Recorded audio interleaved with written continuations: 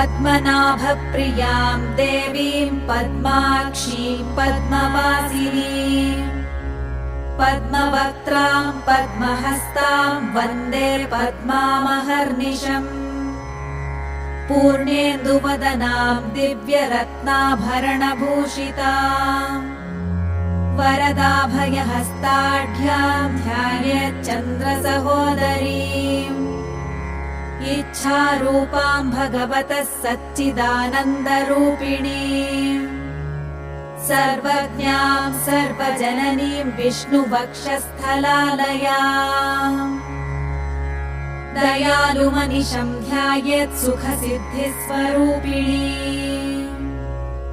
हरिः ओम्।